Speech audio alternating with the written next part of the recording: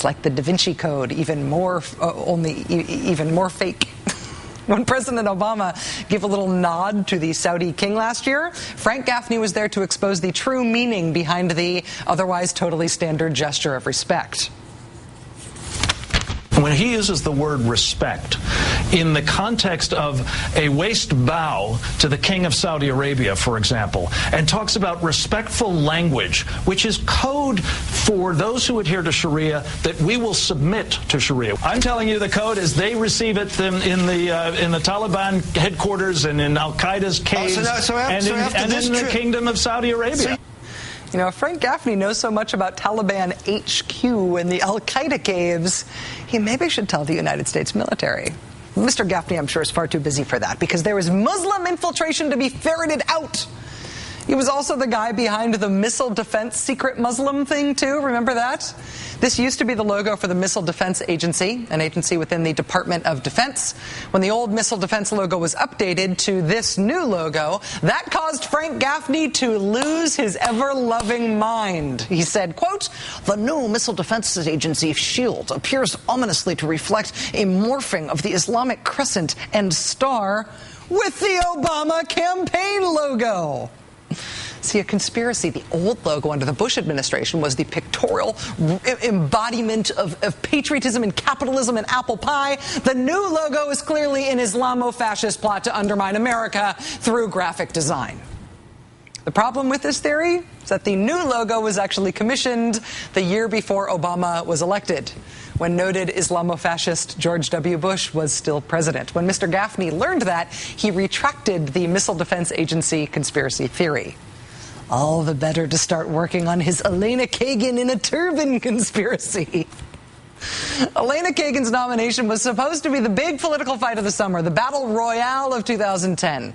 Instead, it is inevitable confirmation and Jeff Sessions' substance-free whining and Frank Gaffney raving conspiratorially from the sidelines about the dreaded Muslims. What happened here? Joining us now is Dahlia Lithwick, senior editor and legal correspondent for Slate magazine. Dahlia, it's great to see you again. Thank you for not finding a stunt turban for this segment.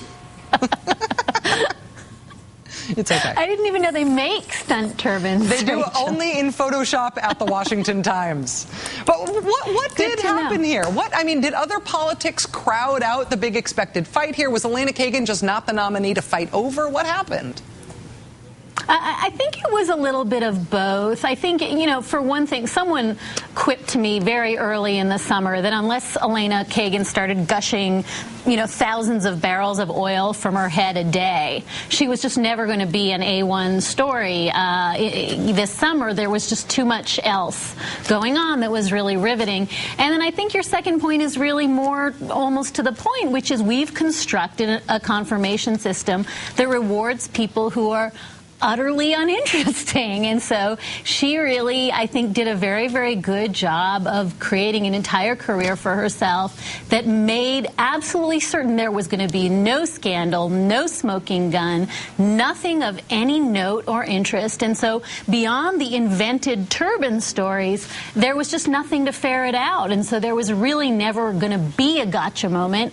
And as soon as there was no gotcha moment, America sort of yawned and turned the channel. And that may be a sad story for people who make money on the amount of ink that is used in headlines, because there's not going to be any 3-inch headlines about this.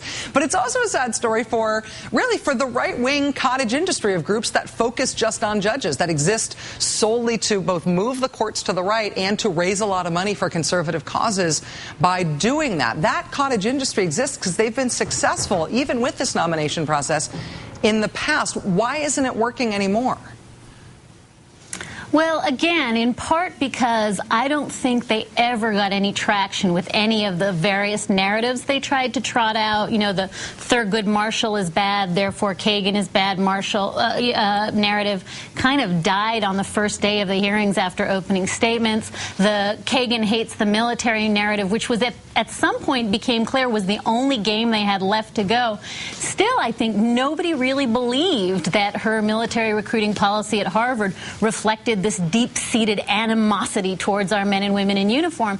So what they were left with was crazy stuff. It was turban stuff. It was NRA. You know, she once said, you know, I'm not sympathetic to that. And so for not being an empathetic person, she's now condemned by the NRA. It's batty. And so I think they sort of tried to cycle through various iterations of things that make you terrified about Kagan, and nobody felt terrified. So I think you're quite right. At the end of the day, you have a nominee who just utterly slid under the radar.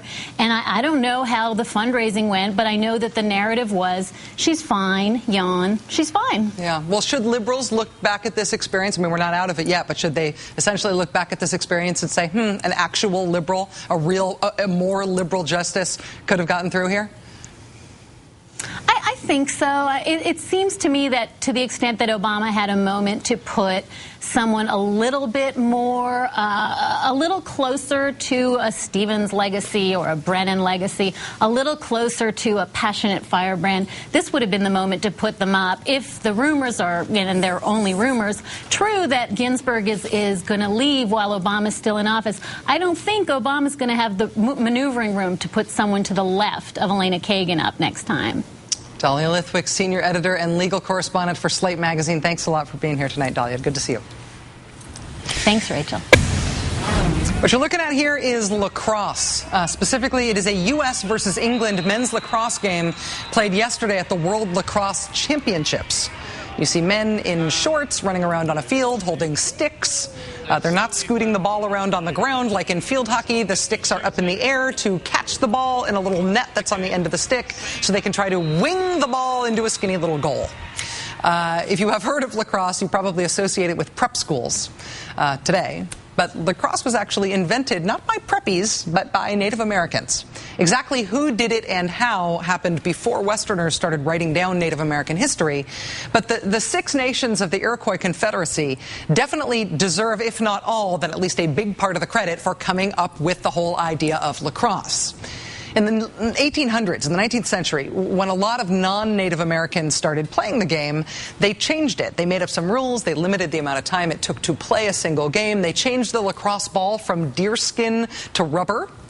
And they banned Native American teams from international competition. Why they did that last part depends on who's telling the story. Either they were banned because Native Americans were taking money for playing an amateur sport. That's one accusation. Or the white teams didn't want to compete against Native American teams because the Native American teams were really, really good at the game.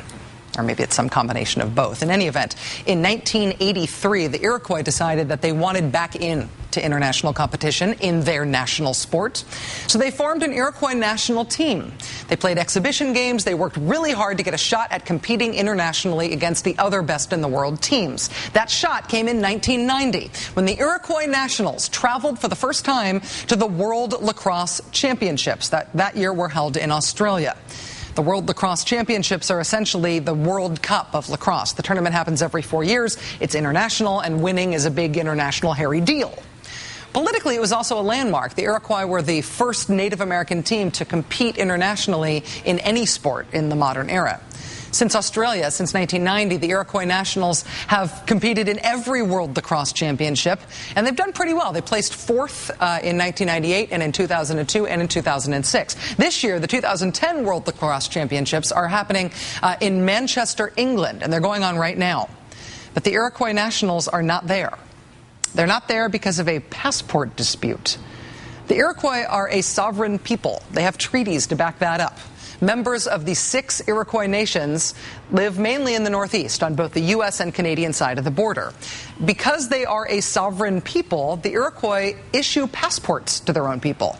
They've been traveling on these passports since 1977. And even in the new high-security passports era since 9/11, the Iroquois Nationals team, the lacrosse team, used their passports, their Iroquois passports, to travel for tournaments to Australia in 2002 and to Canada in 2006 with no problem.